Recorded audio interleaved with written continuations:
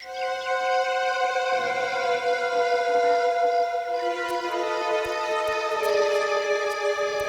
आदमी कर क्या रहा है अंदर? बाहर निकलने का नाम ही नहीं ले रहा। सो गया है क्या अंदर?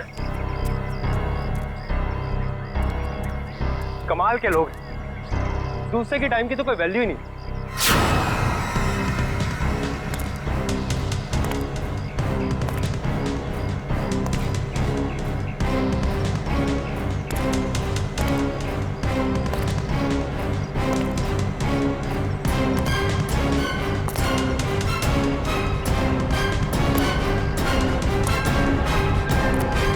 सर,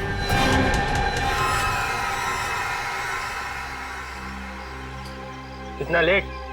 ये सर्विस है तुम्हारे रिजॉर्ट की? सॉरी सर, आपने कैंची मांगी थी, वो तो नहीं मिली।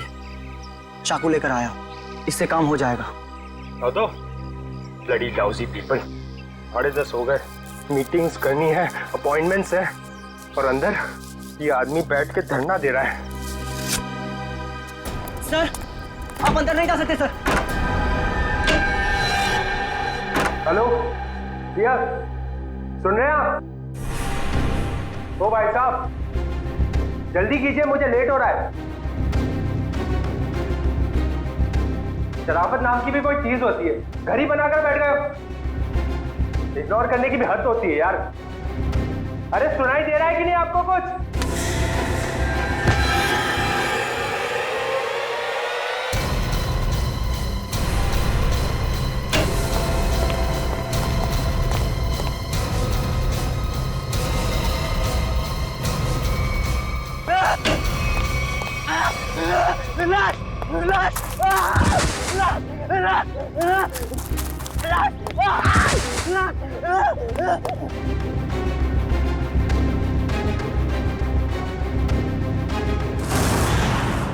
हाँ मैं पार्टी में आने की कोशिश करूंगी, कुछ प्रॉमिस नहीं कर सकती। मेरा जॉब ही कुछ ऐसा है यार, कभी भी कुछ भी हो सकता है। ठीक है, चल अब मैं रखती हूँ, बाय। नहीं, बिल्कुल नहीं चलेगा। रात को 1 बजे 2 बजे कोई भी कभी भी आके चले जाएगा। जवान लड़की के घर में रात के टाइम में किसी लड़के का आने का मतलब हम अच्छी तरह से जानते हैं। क्या चल रहा है यहाँ पे? हाँ, और ये रो क्यों रही है? आप इनसे ही पूछिए ना, इसने क्या चाला रखा है यहाँ पे। देखिए मैडम, ये सोसाइटी है और हम सब फैमिली वाले हैं, और ये कैसी कैसी हरकतें करके रखी हैं यहाँ। हरकतें? आपका क्या मतलब है?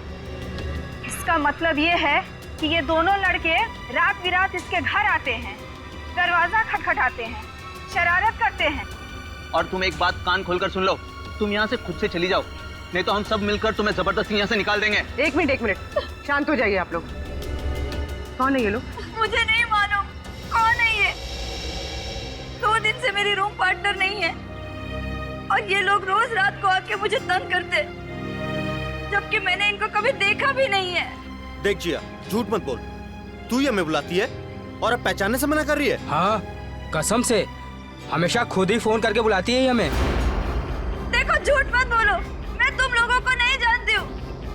पता नहीं ये लोग मुझे क्यों बदनाम कर रहे हैं। देखो, झूठ और सच का फैसला कहीं और जाकर करना, समझी? गुप्ता जी, इस बात का फैसला अब अभी कीजिए आप, और अगर आपसे भी नहीं होता है तो हम सब मिलकर इस लड़की का कमरा खाली कर देंगे।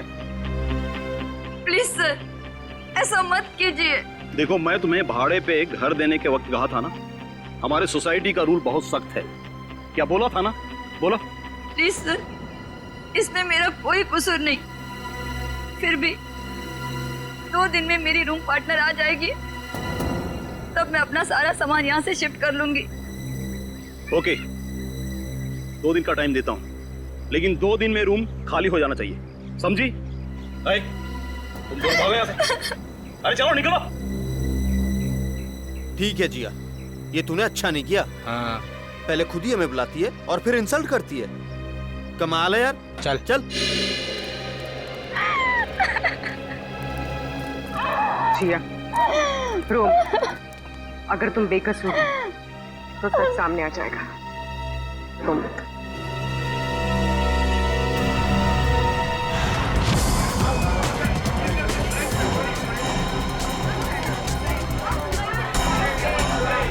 मैडम, मैडम मेरा बिल बनाइए फौरन। सुनिए सुनिए, जरा शांत हो जाइए। देखिए, यहाँ पर खून हुआ है। जब तक हमारा इन्वेस्टिगेशन पूरा नहीं होता कोई ये होटल छोड़कर नहीं जाएगा। मैडम आप भी ध्यान में रखिए, कोई भी गेस्ट नहीं जाएगा यहाँ से, समझे?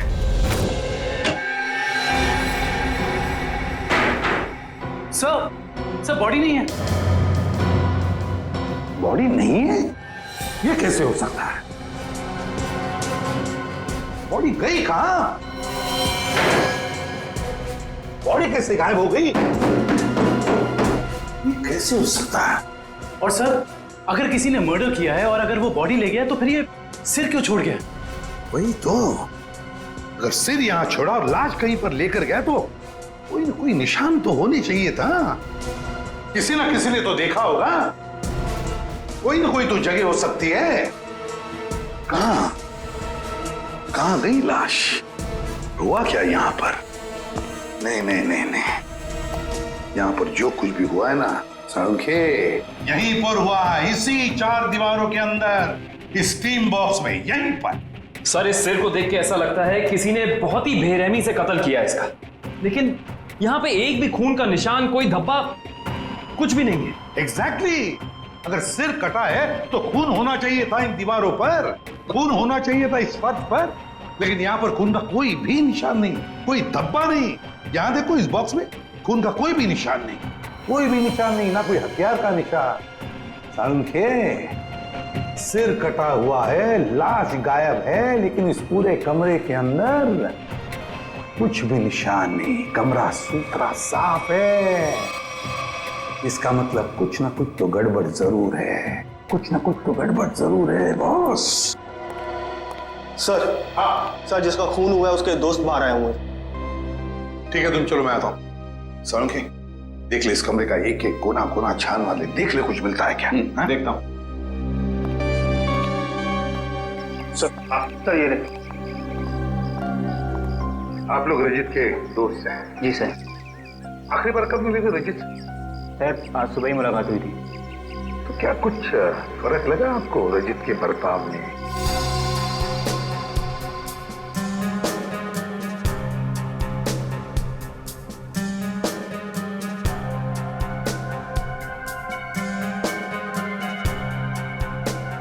सर, ऐसी तो कोई बात नहीं है। इनफैक्ट हम जिम से साथ में ही आ रहे थे, कॉरिडोर में मेरी उससे बात भी हुई। बहुत फ्रेश और बहुत खुश लग रहा था। अरे रजित, कैसी रही तुम्हारी मसाज? हाँ, हल्का महसूस कर रहा हूँ। सेमिनार के लिए आए पर ऐसा लगा वेकेशन के लिए आए हैं। मुझे लगा तुम वाकई में वेकेशंस के लिए ही आए हो। अरे कहीं सेमिनार में सो मत जाना। नहीं, मैं आधे घंटे के लिए स्टीम बात कर लूँ, फिर टॉक्सिन्स भी क्लीन हो जाएंगे और मैं फ्रेश भी लगूंगा। सर, उसके बाद हम दोनों यहाँ स्टीम रूम में आए और वो स्टीम रूम का अटेंडेंट रिकी, सर रिकी ने ही स्टीम रूम तैयार किया था रजित के लिए। Good morning sir. Good morning Ricky. 10 बजे का अपॉइंटमेंट है मेरा। Yes sir. सर आप साइन कर दीजिए। Thank you sir. आइए सर।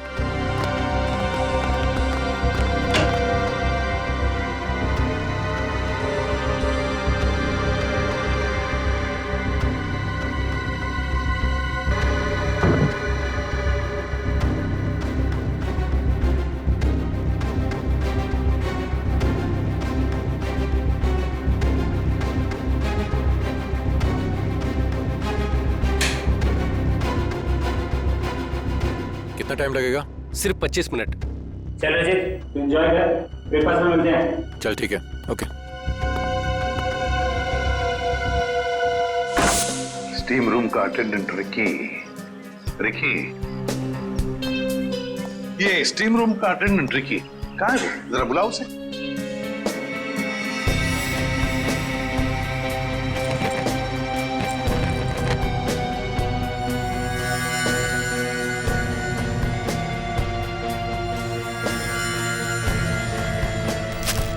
सर, वो जब से हादसा हुआ है तब से गायब है। रिकी इस रिसोर्ट में कहीं नहीं। रिकी गायब है? जब से हादसा हुआ रिकी गायब है। इस रिकी का पता लगाना पड़ेगा। सर, खून, एक और लाश उधर है।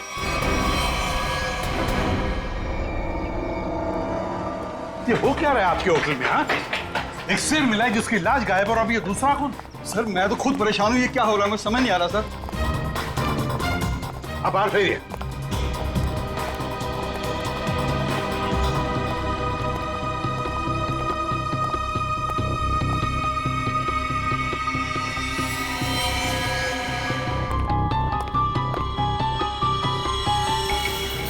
करेक्ट सर, देखो फिंगरप्रिंट चेक करो इस पर। सर हाँ, ये खाली ब्रीफकेस, स्टील की ब्रीफकेस, वो भी खाली। जरूर इसमें कुछ ऐसा सामान था जिसकी वजह से शायद इसे मारा गया। सर, ये 2 ग्लासेस। 2 ग्लासेस?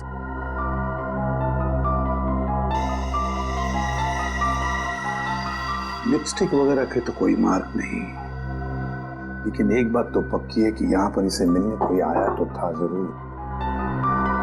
कोई ऐसा आदमी जिसे ये शायद जानता था, जरूर जानता होगा उसे। क्या नाम क्या था इस गेस्ट का? सर विनय नाम था इनका, और यहाँ पे होने वाले सेमिनार के लिए आए थे। विनय? तो इससे मिलने अगर जो भी कोई आया होगा उसका रिकॉर्ड तो हमें रिसेप्शन से मिलेगा ही ना? जी सर।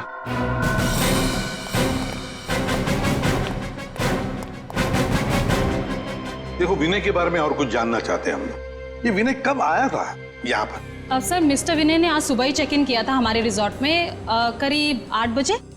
8 बजे? जी। अकेले ही आया था या कोई साथ में भी था उसके? अब नहीं सर, वो अकेले ही थे। उनके रूम में कोई बाहर से विजिटर आया था? नहीं सर, बाहर से तो कोई नहीं आया था, लेकिन उनके सेमिनार से उनके रूम में कोई गया हो तो उसका पता नहीं हमें। अच्छा, विनय के बारे में कुछ खास बात याद आती है तुम्हें? मेरा मतलब है कुछ भी, यू नो। आपके रिसोर्ट में इस ब्रीफकेस के लिए कोई पर्सनल लॉकर है? आई एम सॉरी सर, हमारे रिजॉर्ट में ऐसी कोई फैसिलिटी नहीं है। ओके।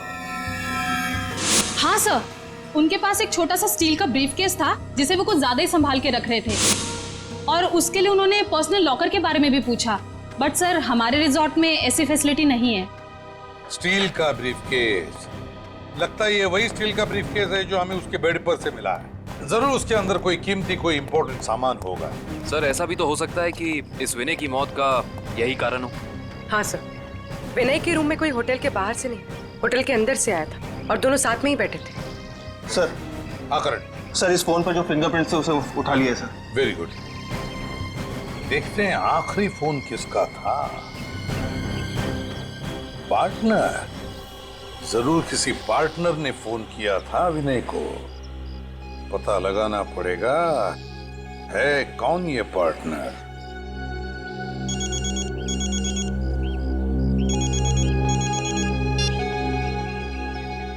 हेलो।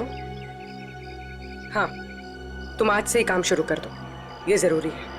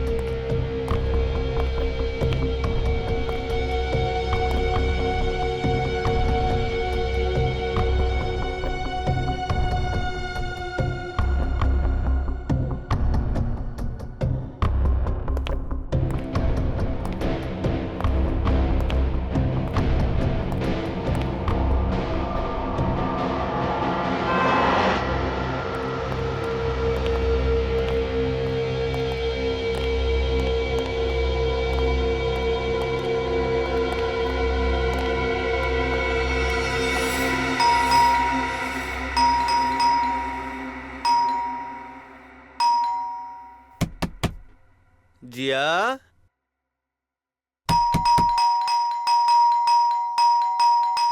दरवाजा खोलो जिया। जिया, जिया, जिया दरवाजा खोलो वरना तोड़ देंगे हम, बता रहे हैं हम बस। ये इन लोगों का रोज का नाटक है। जिया दरवाजा खोलो जिया। जिया प्लीज दरवाजा खोलो प्लीज, नहीं तो हम तोड़ देंगे दरवाजा, बोल दे रहे हैं हम। जिया जिया पुलिस को फोन करते हैं तभी बात समझ में आएगी इनको। जिया दरवाजा खोलो जिया। जिया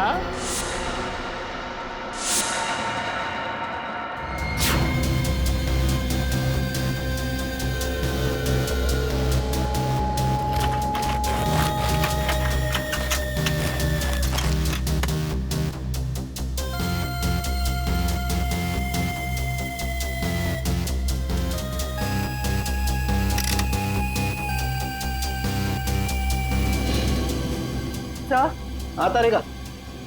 सर इसकी खोपड़ी में एक अजीब बात है। अच्छा,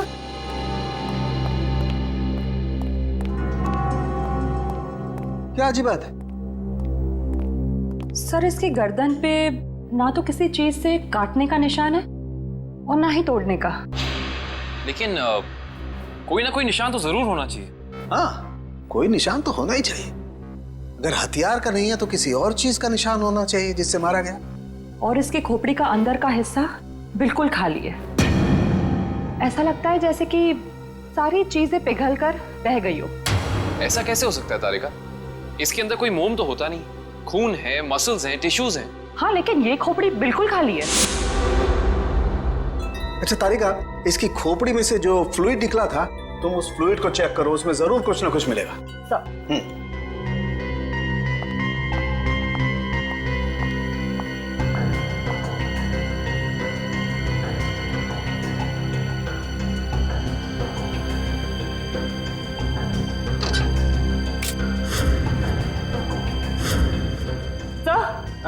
ये देखिए,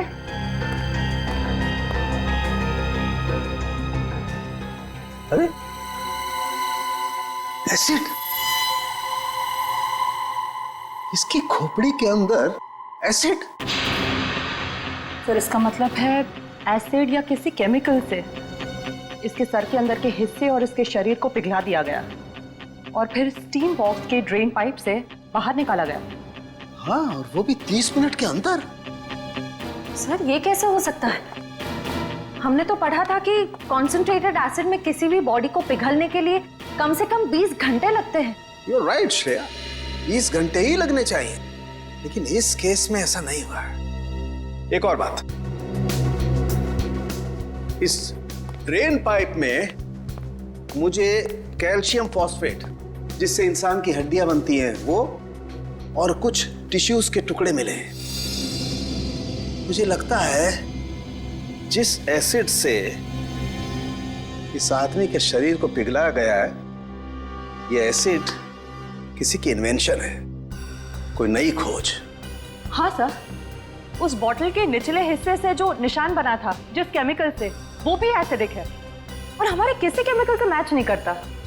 लेकिन सर, अगर इस एसिड ने रजीत की बॉडी को पिघला दिया तो फिर वो स्टीम बॉक्स क्यों नहीं पिघला? वो इसलिए क्योंकि ये एसिड किसी मेटेलिक चीज को नहीं पिघलाता है, और इसीलिए इस एसिड को कांच की बोतल में रखा गया था। सर फिर तो उसे बहुत दर्द हुआ होगा। नहीं वंश, मुझे नहीं लगता है इसे दर्द महसूस हुआ होगा। क्यों सर? क्योंकि श्रेया पहले इसे बेहोश कर दिया गया था। मतलब पहले इसे बेहोश किया गया, फिर मारा गया, उसके बाद स्टीम बॉक्स की ड्रेन पाइप से बहा दिया गया। बहुत ही डरावना और भयानक तरीका है किसी की जान लेने का। हाँ, और बहुत ही अजीब भी। ये सब कैसे किया गया होगा, ये कौन सा एसिड है, ये सब पता लगाने के लिए मुझे थोड़ा वक्त लगेगा।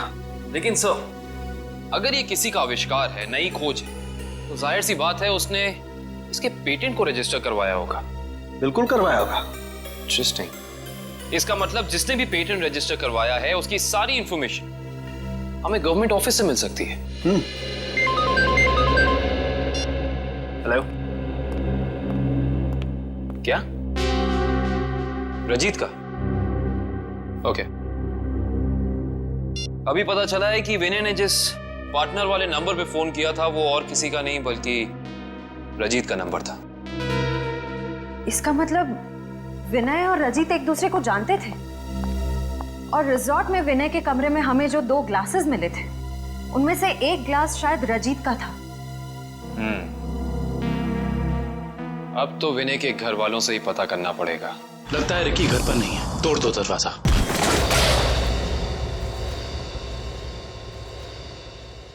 चेक करो।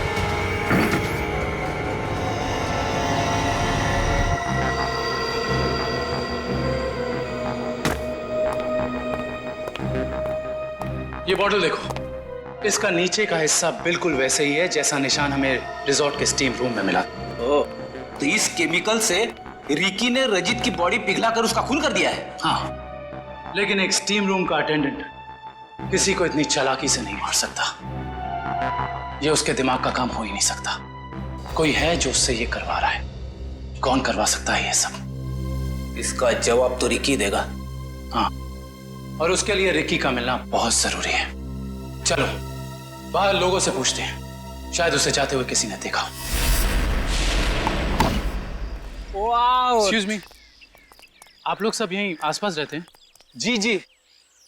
ये वो रिकी रहता है यहाँ पे, आप लोग उसे जानते हैं? आज आपने उसे देखा? हाँ सर, मैंने देखा उसे। बड़ी जल्दी में लग रहा था और एक बैग भी था उसके हाथ में। अच्छा, यहाँ से किस तरफ गया था वो? सर उस तरफ। उस तरफ? हाँ सर, एक ट्रक आया और रिकी उस पे बैठ के निकल गया। थैंक यू, चलो उस डायरेक्शन में देखते हैं।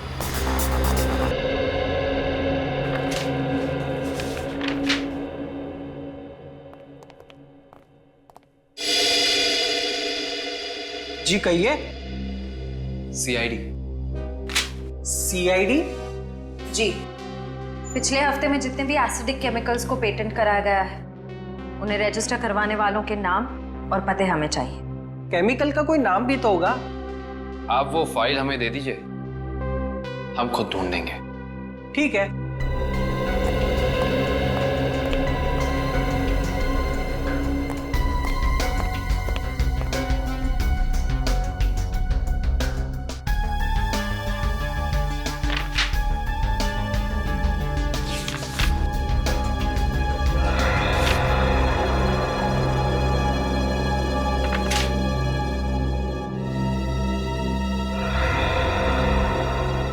ये देखो, ये एसिड हाइड्रोवर्क्स नाम की एक कंपनी ने रजिस्टर कराया है और इस कंपनी के मालिक हैं रजित और विनय। इसलिए विनय के सेल फोन पे रजित का नंबर पार्टनर के नाम से सेव था। रजित अपने खोज से मरा और उसका पार्टनर विनय एक बंद कमरे में मरा हुआ मिला। इंटरेस्टिंग। ये केस तो और भी ज्यादा उलझता जा रहा है।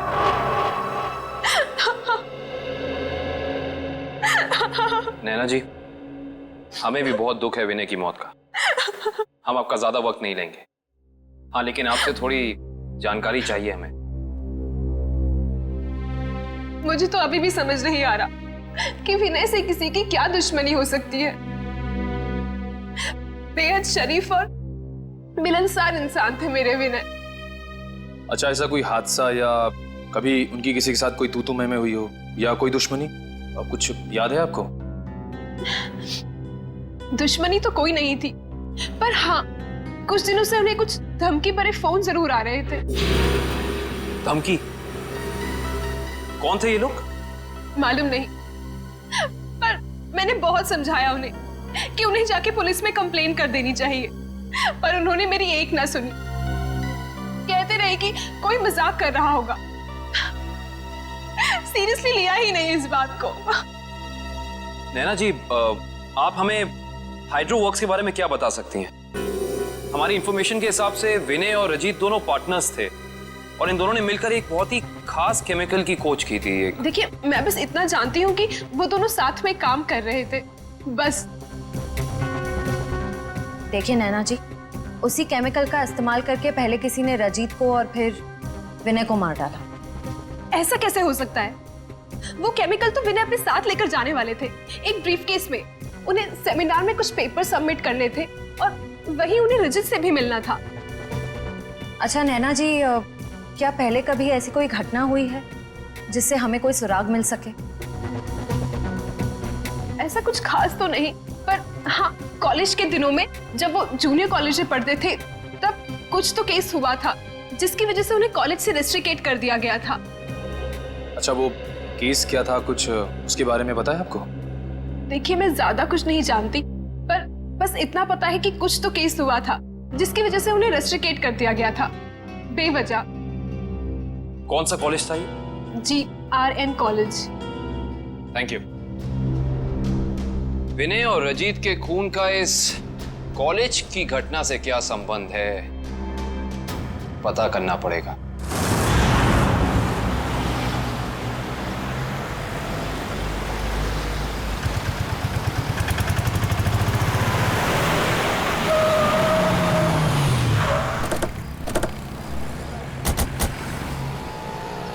ये देखिए, रेत यहाँ पे पड़ी हुई है और ये देखो टायर के मार्क्स। इसका मतलब ट्रक यहाँ पे आके रुक गया था, लेकिन ये कंस्ट्रक्शन का काम भी तो बंद है। यही वजह है कि अब हमें ये पूरी जगह चेक करनी होगी। आओ अंदर चलकर देखते हैं।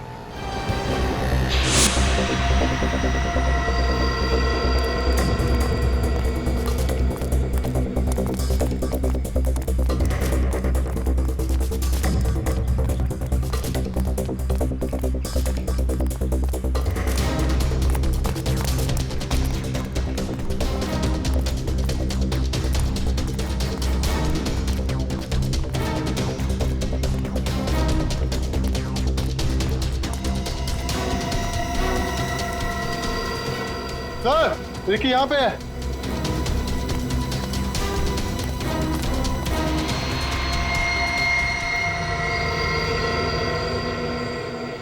रिकी, रिकी, ये तो ठंडा पड़ गया।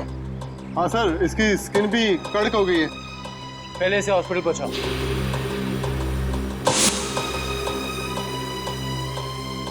इशिता, एम्बुलेंस बुलाओ।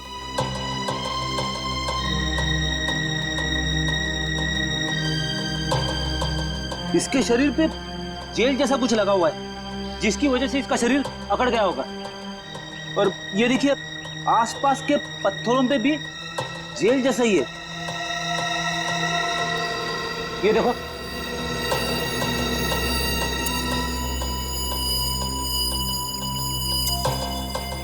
ये जेल क्या है इसके बारे में तो पता करना होगा। इन टुकड़ों को लैब ले चलो। जिस तरीके का केमिकल हमें क्राइम स्पॉट पे मिला है, उसी तरह का केमिकल मैंने बनाया है और ये केमिकल मैं इस बॉक्स में डालता हूं। तारिका, बॉडी टेम्परेचर मिला? नॉर्मल है सर। गुड। इस स्टीम बॉक्स में जो बॉडी है, ये लगभग इंसान की बॉडी की जैसे ही है। आपका कहने का मतलब है क्लोन की तरह? ऐसा ही समझ लो।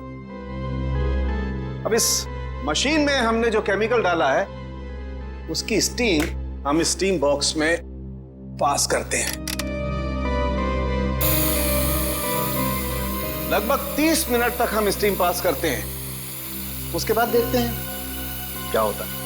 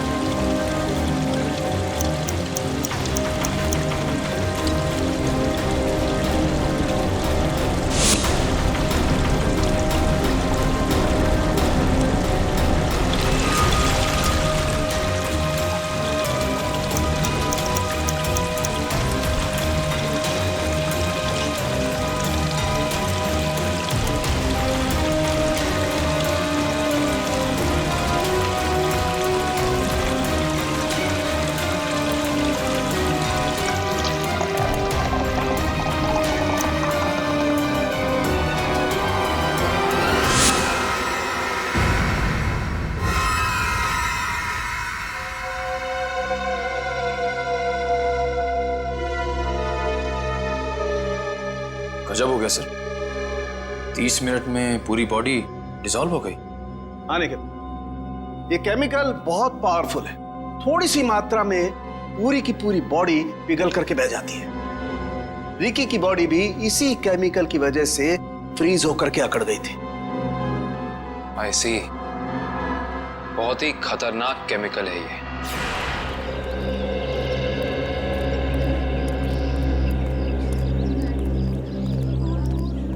एक्सक्यूज मी, हम लोग सीआईडी से 2005 के केस के सिलसिले में आपसे थोड़ी पूछताछ करनी थी। 2005?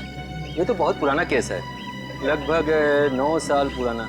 आप रमेश जी से पूछिए, वो यहाँ के सीनियर हैं। Thank you. रमेश जी, हम लोग सीआईडी से 2005 में एक घटना हुई थी जिसमें रजित और विनय का नाम आया था। रजित और विनय? सर क्या है कि हर साल इतने लड़के लड़कियां आते हैं तो नहीं, उस केस में इन दोनों लड़कों को रेस्ट्रिकेट किया गया था। रेस्ट्रिकेट? अरे हाँ, याद आया, उस साल कॉलेज के एक स्टूडेंट की मौत हो गई थी और इन दोनों लड़कों का नाम भी उस केस से जुड़ गया था। काफी बवाल हुआ था। ये स्टूडेंट कौन था और उसकी मौत कैसे हुई? मैडम, बहुत अजीब तरीके से हुई थी। ये किस्सा लेबोरेटरी में हुआ था।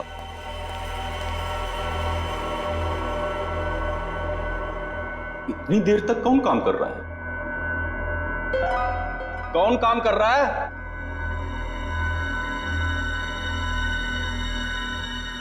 अरे भाई, खोगे का काम में जवाब तो दो, कब तक काम करोगे? अरे चुप क्यों हो? बताओ, मैं लेबोरेटरी बंद करूं या खुली रहने दूं?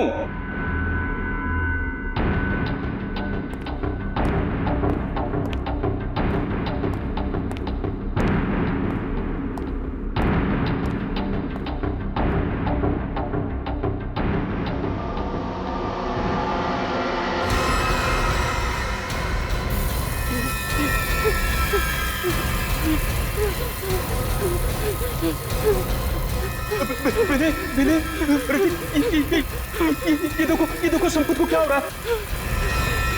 सर बचाइए इसे, प्लीज सर बचाओ इसे। सर देखिए ना संपत को क्या हो रहा है। सर देखिए ना। क्या कुछ करो भाई। सर क्या हो रहा है, देखिए ना सर बहुत भयानक था वो। ऐसा मैंने पहले कभी नहीं देखा था। एक आदमी खड़ा था और खड़े खड़े पिघल गया। संपत नाम था उसका, पुलिस केस भी हुआ था और विनय और रजित को रेस्ट्रिकेट किया गया था। इस केस से जुड़ी सारी फाइलें चाहिए। हेलो, कहाँ? कौन से रेस्टोरेंट? ठीक है, मैं पहुंचती हूँ, नजर रखना।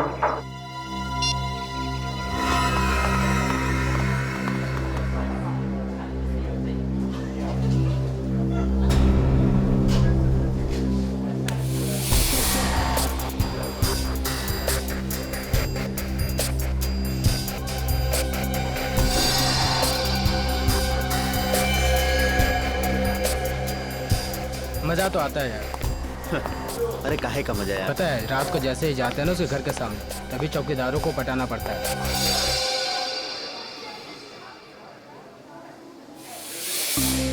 मैडम, आप यहाँ कैसे? तुम लोग क्या समझते हो? तुम लोग कुछ भी करते रहोगे और तुम्हारा कोई कुछ नहीं बिगाड़ सकता। मैडम, हमने क्या किया? एक लड़की का जीना हराम कर रहे हो और पूछ रहे हो क्या किया है? टेढ़ी बात करोगे ना तो सीधा करना हमें आता है। क्यों कर रहे हो ये सब? मैम, हम खुद नहीं गए उसके घर, वो खुद ही हमें बुलाती थी। हम पहले भी बता चुके हैं मैम आपको। और मैडम, आपको जानना ही है तो आप जिया से बात करो ना, वो क्यों बुलाती है हमें? वो झूठ नहीं बोलती है सर, हम सच बोल रहे हैं सर, हमारा यकीन कीजिए प्लीज। हाँ जानता हूँ, राजा हरिश्चंद्र के चेले हो ना तुम लोग। देखो, लास्ट चांस करो, सच सच बताओ, उस लड़की को क्यों परेशान कर रहे हो? और अगर सीआईडी का तरीका अपनाऊंगी ना तो तोते की तरह बोलना शुरू कर दोगे।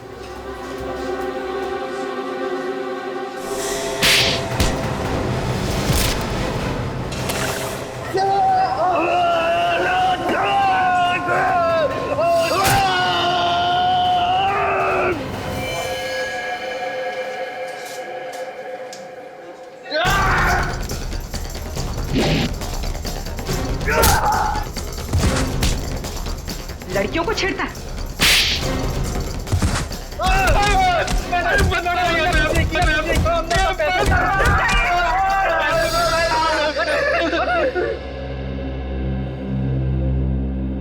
किसके कहने पे किया ये सब? एक्सपेरिमेंट हो रहा था साइंस लैब में 2005 में और बेस्ट इन्वेंशन करने वाले को स्कॉलरशिप मिल रही थी। ये तो स्टूडेंट पिघल के मर गया था संपत। इसने एक स्पेशल एनेस्थीसिया बनाया था बेहोश करने की दवा जो किसी भी मसल को 5 मिनट के लिए फ्रीज कर सकती थी। और ये रजित और विनय, इन्होंने एक ऐसा केमिकल बनाया था जो किसी भी चीज को 30 मिनट के अंदर पिघला सकती थी। सर ये देखिए।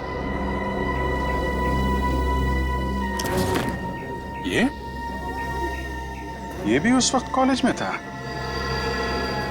पर ये बात उसने हमसे छुपाई।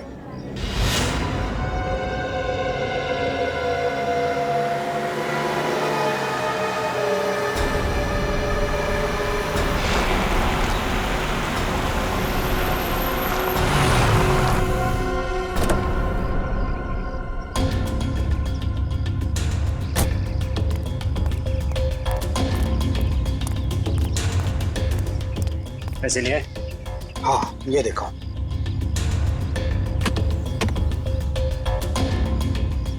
अब खुश? गुड। ये रहा तुम्हारा सामान।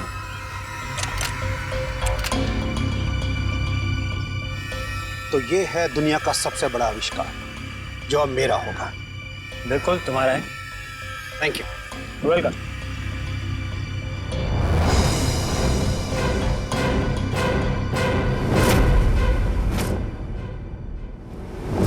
ये चुप चुप के क्या कर रहे हो? हैं? क्या कर रहे हो चुप चुप के? आगे मत बढ़ना, वरना ये बोतल इसी के साथ मैं फोड़ दूंगा। मत बढ़ना आगे, कह रहा हूँ आगे मत बढ़ना, नहीं तो ये मारा जाएगा। तुम यहाँ से जा नहीं सकते हो, छोड़ो उसे। आगे नहीं बढ़ना। कहा ना, मैं झूठ नहीं बोला, झूठ नहीं बोला मैं। पीछे रहो, आगे मत बढ़ना।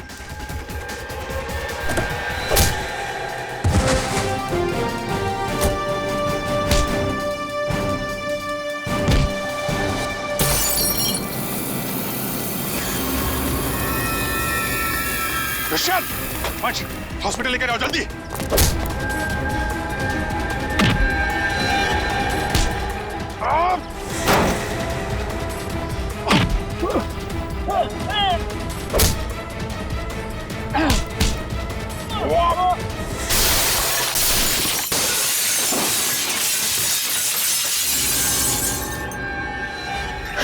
हाँ, मैं नहीं मारा उसे। विनय और रजित के केमिकल का इस्तेमाल करके मैंने संपत को लैब में मार डाला। रेतेन, तुम यहाँ क्या कर रहे हो? और संपत के बनाए हुए केमिकल पर अपना नाम डालकर मैंने उसे भेज दिया। क्यों किया तुमने ऐसा? मुझे पैसों की जरूरत थी।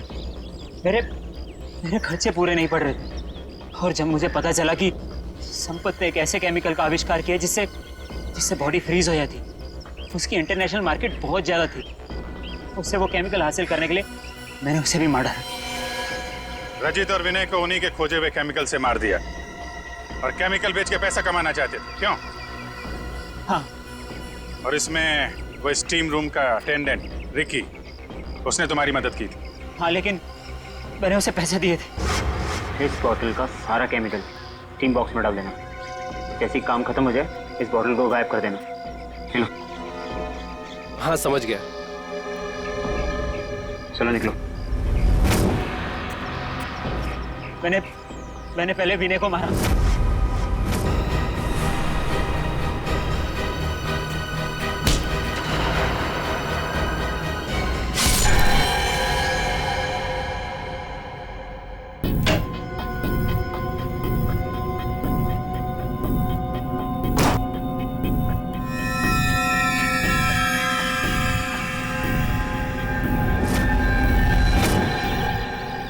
फिर रिकी की मदद से मैंने रजित को खत्म कर दिया।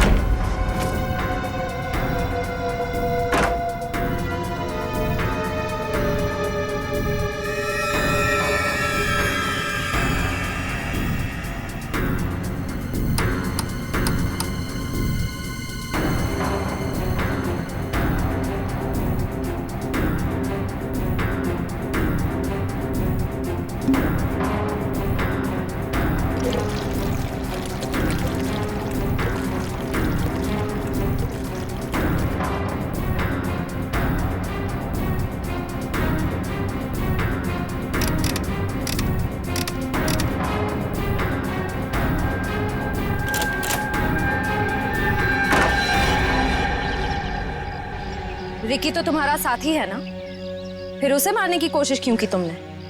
रिकी मुझे ब्लैकमेल कर रहा था। मैं सोच रहा हूँ कि जुबान भी कितनी कीमती चीज है, अगर फिसल जाए तो करोड़ों का नुकसान करा दे, इज्जत गवा दे, फांसी चढ़वा दे। मतलब वो केमिकल की बोतल मेरे सीने में 2 मर्डर्स के राज बहुत ज्यादा है। जुबान जेल नहीं पाएगी, वजन तो करना ही पड़ेगा। लो पैसे पकड़ो और अपना मुंह बंद रखो, समझे? उसी केमिकल से मुझे डरा रहा था। क्या करता? जरूरत थी और मजबूरी। Shut up! समाज की भलाई के लिए की गई खोज का गलत इस्तेमाल किया है तुमने। 3 खून किए हैं। तुम जैसे लोगों के लिए कानून ने भी एक खोज की है, फांसी। आप लोगों को जरा सा भी एहसास नहीं हुआ कि आप लोग सब मिलकर एक अकेली लड़की के साथ इतनी नाइंसाफी कर रहे थे? कोई इस तरह से परेशान करता है किसी को? बोलिए। सॉरी मैडम, ये रमेश जी को अपना फ्लैट बेचना था और उन्हें अच्छा बायर भी मिल गया था, इसीलिए सब। और मैडम, जिया घर खाली करना भी नहीं चाह रही थी और उसके लीज एग्रीमेंट को खत्म होने में अभी टाइम था। मैडम, ये रमेश जी ने एक दिन आकर हमें अपनी तकलीफ बताई और हमसे हेल्प मांगी। तो आप लोग ने मिलकर ये ड्रामा किया, एक लड़की के कैरेक्टर पर कीचड़ उछाला। आप लोग ऐसा कर कैसे सकते? और रमेश जी, आप पैसों के लालच में इंसानियत भूल गए। सॉरी मैडम, मुझसे गलती हो गई, अब ऐसा नहीं होगा। जिया अब यहीं रहेगी, इसी फ्लैट में। जिया, मुझे माफ कर दो। I am really sorry.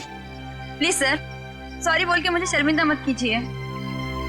Thank you ma'am, आपने मेरी बहुत हेल्प की, वरना मैं अपने पेरेंट्स के पास वापस चली जाती। देखो जी, कभी घबराना मत, अपने हक और अपने सम्मान के लिए हमेशा लड़ना, समझे?